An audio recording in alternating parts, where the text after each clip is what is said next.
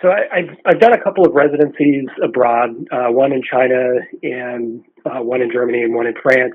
And one thing that I was noticing as a contrasting element between my home culture and the cultures abroad is that there was a specifically time during the day when people would eat and drink together. So pulling aesthetic references from my first residency in China, and then pulling conceptual references from those other trips and focusing on meals together and time spent together, I composed this piece based on what it would be like if you took a to-go cup and you made the active choice of being separate from each other, from another person or another group of people, and that's what the to-go cup symbolizes or references or facilitates, I guess, is the best way of doing it, or saying it. And that facilitation of the space apart and the time apart is being physically represented in the negative space that is built up by the 365 cups within daily accumulation. 12 and 12 is a composition that I made, and it's one of the most recent pieces that I've done. For this piece, I'm making a composition based on negative space and line quality and depth and fragility. The pieces, the plates that are protruding into the negative space in the center, those are very fragile. They're very strong, relatively speaking. They're ceramic.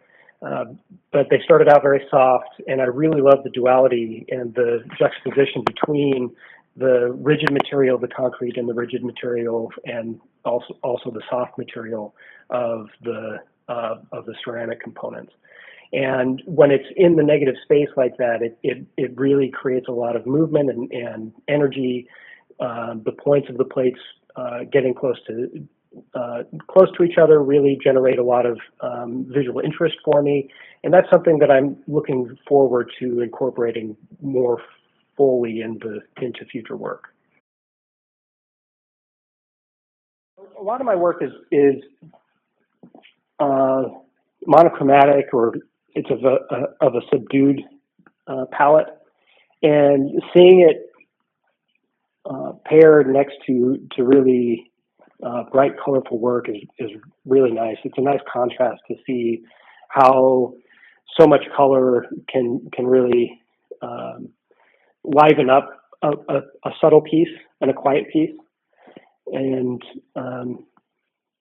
there's a lot going on with the linear visual elements, but it is pretty quiet.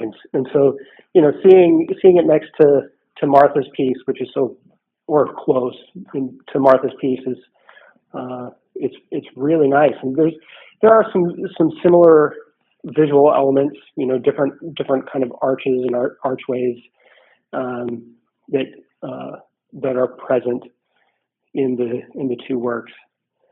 The cross don't cross is it's a really dynamic piece, really great piece. So having my work close to these two pieces, it's really interesting, because this was that's a pretty big piece for me, especially going onto the wall. And when it's next to these other two pieces, it almost looks small.